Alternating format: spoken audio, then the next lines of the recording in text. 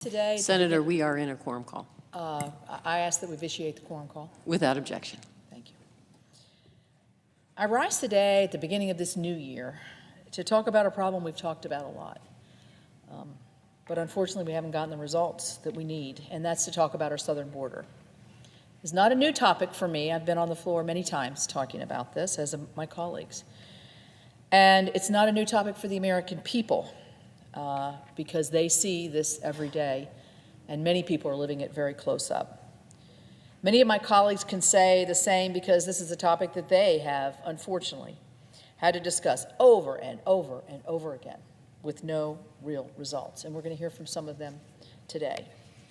Years ago on this Senate floor, I said, and I quote, "I urge my colleagues here in the Senate to take a good, long, hard look at the undisputed facts that demonstrate the crisis at the border is escalating." When I said those words, it was December 2018. The number of the apprehensions along the southern border then was a little more than 60,000. Over the weekend, Customs and Border Protection released the numbers for this past December. And apprehensions along our southern border were reported at 251,487, an all-time high. And you can see from the chart that I have here, you might not be able to read the numbers, but the dark blue is what we've been doing all through 2022, far eclipsing the light blue of 2021, which were record numbers. But here again in the dark purple, which is the lower one, this is the average from the years of fiscal year 2013 to 2020. And in many times, this is 5 times, 6 times the amount in December. That's startling, startling. But one thing that has changed over these last 2 years, fortunately, is that the president finally decided to visit the southern border. He went to El Paso several weeks ago. Well, it's about time. It certainly shouldn't have taken him that long to visit a part of our country that's deeply affected by these numbers. But he finally went down. I've been to the southern border many times. I'm sure, Madam President, you've been there many times as well. Quite a bit over the years. And we just had several Codels go down this past couple weeks. The president has been saying of the Republicans that, quote, "it's easy to demagogue the issue and reject solutions." So here's what I have to say to the president in response to that. No, Mr. President, it's not easy to demagogue. It is easy to see that the issue is not getting the attention that it deserves by this administration. The chart pretty much says it all right there. The Biden administration often pivots to calling for comprehensive immigration reform and that Congress needs to provide the resources.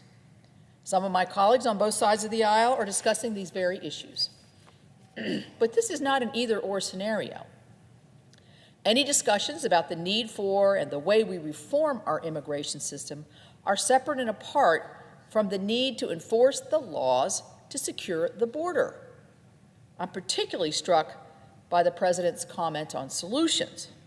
To explain these record numbers, almost each and every month we've been told the surge is seasonal. By the way, December is traditionally, as you can see, one of the lower months over the years. So the seasonal charge cannot be the issue. The surge was a result of particular political conditions in relative countries. Well, we see people coming in from hundreds of countries and not just surging from political conditions in a country. Our economy is a magnet, very well could be, and that it's a surge for asylum and those fleeing countries that are impacted by natural disasters. All of these things. These excuses from the administration. One thing is clear. Thousands of individuals and families are continually coming into our country, unaccounted for, draining resources of many of our communities. But Congress needs to do our part to provide the funds and support for the men and women in the agencies who are tasked with securing our border, enforcing our immigration laws, and stemming the flow of drugs, particularly fentanyl, from getting into our country. I stand ready to do that and have done that through my work on the Appropriations Committee as the ranking member on Homeland Security. Now, You may disagree with the tone and tactics of the last administration, but I think everyone can agree that border security was certainly a priority. And that is why so many of us called for President Biden to go to the border himself and see the crisis for himself. The numbers under President Trump were measurably less because of his policies. Now there's an irony here, because after 2 years of neglect, we've seen the need to go to the border in a way dwindled, because the border crisis has actually come to the president, come to Washington, D.C., come to West Virginia, come to Denver. And some of the most critical comments about the impacts and failures of these policies has not come from Republicans, but from a mayor of a town along the Rio Grande, or from the Democrat mayor of the city of New York. Mayor Adams, the mayor of the city of New York City, has called this situation not just a crisis, but instead he's called it a disaster, exactly what it is. Mayor Adams is now seeking funds to help house those tens of thousands of migrants who are arriving in New York City. Cities far from the interior of our country are being stretched to the max from the migrant surge. This is why we've got to do everything we can to stem the influx. We just passed an omnibus appropriations bill that increases fundings for these activities, particularly at CBP, ICE, and FEMA for personnel and for technology. But imagine the men and women who have to deal with this all the time, the fatigue, the morale, the difficulties. When you're so overrun, they're just pressed beyond capacity month after month, year after year. And each year, we've worked in a bipartisan way within Homeland Security to encourage the funds increased for hiring more Border Patrol agents, for example. We are way down on those, but it's been difficult to fill these positions or to even maintain the current force.